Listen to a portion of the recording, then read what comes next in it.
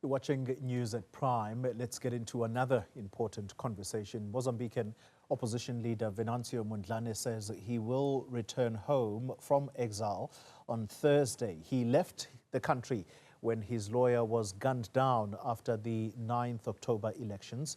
Mondlane led volatile protests over the results from an undisclosed location outside of the country.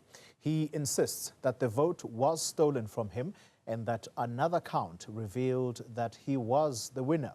Several international observer missions have also said there were voting irregularities.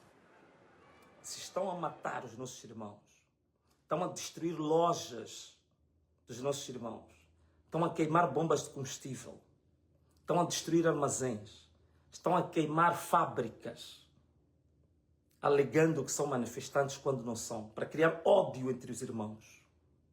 Então, se é por mim, se é por causa do Venancio, então o Venancio estará quinta-feira, às 8 horas, no aeroporto internacional de Mondlane, o aeroporto de Maputo. Eu estarei aí. Well, let's talk more now on the expected return of Venancio Mondlane to Mozambique. And we speak to Solomon Mondlane from the coalition of political parties. Mr. Mondlane, good evening to you and thank you for your time. Some viewers may be wondering, because of the same surname, whether there are any relations between yourself and Mr. Venancio Mondlane. Can we start there? Good evening, Vuyo, once again, and good evening to the listeners at home, to the viewers at home.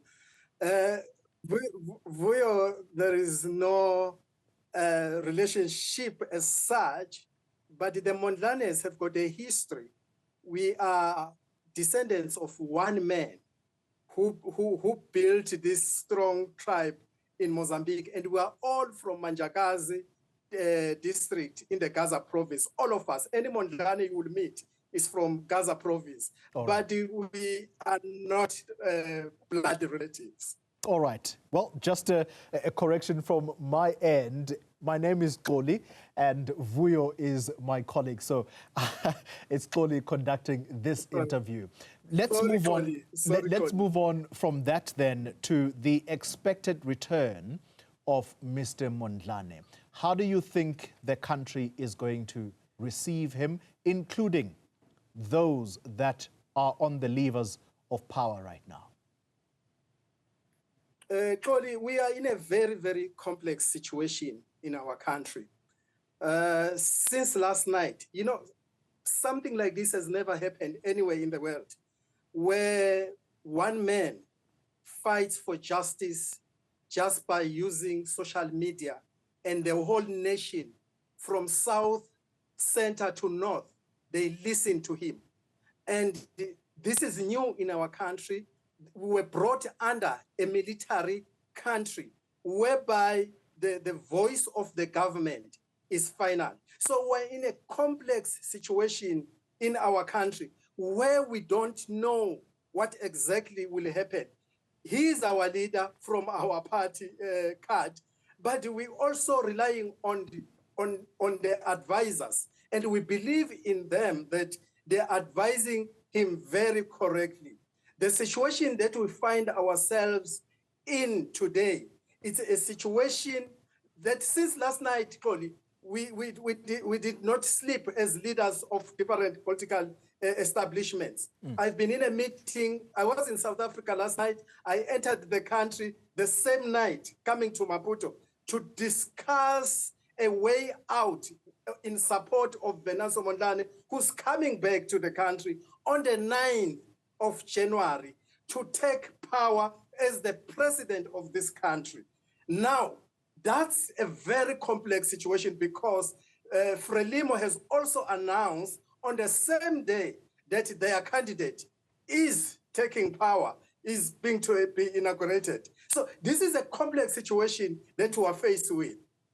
What you are painting is, without being alarmist, Mr. Mondlane, is almost a powder keg that potentially could explode here.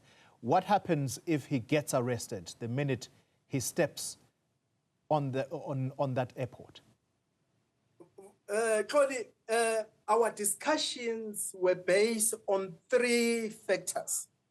There are 3 things that we are looking at as the members of CAD who are behind Venancio Mondlane. One is, as you have mentioned, what if is arrested? Number 2, what if is killed? Number 3, what if the government decides to welcome him in a right manner, which is the right option the government could do at this particular moment? Because if they take the other 2 routes, which is killing him or arresting him, the country will surely explode. We have seen that several times. When he speaks, the people listen. And he said himself that if they kill me, you know what you have to do. You know what you need to activate. And they were actually saying there is 2.8 extra, as he said, if you kill me. Now, this is Ponta de Lance, which means phase spearhead, which himself is the phase spearhead coming to the country. Now, we as political party, we as CAD, we have actually started the discussions so that we can communicate with our government between today and the 8th. And one of the things is to direct our message straight to the president of the country, President Philip Jacinto News, to say, Mr. News, we understand the situation needs you to act as a president, but not in the manner that will ban this country. The option that we're going to give you, or the program that we can design for you, is for you to send a delegation to meet Mondlane and allow Mondlane to speak to the people at the airport and ask Mondlane where could be the best place to have an inclusive dialogue. But now, what type of a dialogue that will be facilitated by Frelimo? Because they've been calling for a dialogue and they've been calling the presidency to be a center of meeting. We don't know. But what we're pushing for now is that, please, Frelimo, put down the guns. Let's talk and talk and talk. And you may understand that the South African government offered to be the facilitators, but the president of this country said that Mozambicans can facilitate their own dialogue, which is really putting us in a very, very complex situation at current moment, Colin. Yeah. Perhaps as we wind down this conversation, at one point, this was now on the back of the Constitutional Council announcing the ultimate winner of these elections, that being Mr. Daniel Chapo, at least the party, that is. Then Mr. Mondlane came and said, via video link, I think, that he was going to also inaugurate himself on the day that Daniel Chapo will be inaugurated as president of the country. Is there no meeting point? Is there no way that this can be avoided? Let me correct you there, Tony. Mondlane announced first that on the 15th of January, he will be inaugurated as the president of this country. Now, ever since the Electoral Commission announced those false results, which were 71%, which were reduced to 65% because of all the protests and the complaints that Venancio Mondlane and other political parties submitted at the Constitutional Council. From that particular moment, we were expecting our government to emphasize more on the dialogue and allow the international observers to facilitate this dialogue. Not this situation where we find ourselves in today, where the president of the country is saying yes to the dialogue, but there are members of the opposition party parties who are being killed, and they are in preparations to inaugurate their own president, being President Chapo, President-elect of the Frelimo Chapo. And he was saying at this particular moment, because the situation is so tense in the country, they could put on hold everything and prioritize dialogue, because what we know, Frelimo have got guns. That's what they have. Venancio have got people, the numbers behind. And now, how do you deal with a situation like this? Will Frelimo continue to kill the people, to kill their own people? Will Frelimo continue to harass their own people? I don't think such a political party that has so much experience can really continue doing that at this particular moment. Dialogue is the only way out of this situation. Yeah. We've been saying it many times as CAD. Frelimo, put down the guns. Put down the guns. They are not a solution into our situation at the current moment. Final question to you, sir. Do you believe that SADC, through its troika, has dealt with this situation adequately, if at all? Colin, it's a pity we have SADC and we have believed so much on SADC. SADC failed to comment immediately after the election results were announced by the Electoral Commission, whereby the EU came in and said there are so many discrepancies in the results that were announced by the Electoral Commission. Where was SADC at that particular moment? Where was the AU at that particular moment?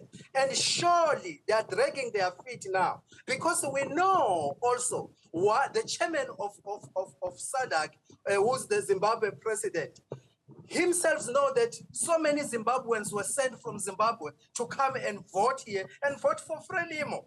And really, they haven't dealt with this matter in the right way that they should deal with. As one of the citizens of this country, as a representative of this political party, I'm also asking myself, has really SADC formation was really formed to promote peace in our region? Not at all, but to embrace their friends, but to make sure that their liberation partners, movements, stay in power for too long. And it's time that a new bunch of leaders who have got a vision takes over this organization so that we can protect our region in the southern part of Africa.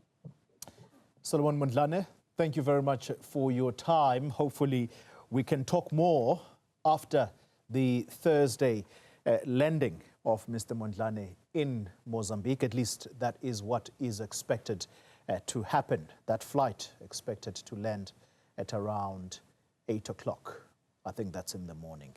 Solomon Mondlane is from the coalition of political parties in Mozambique. Valen Kirtley has a final look at your sports in a moment.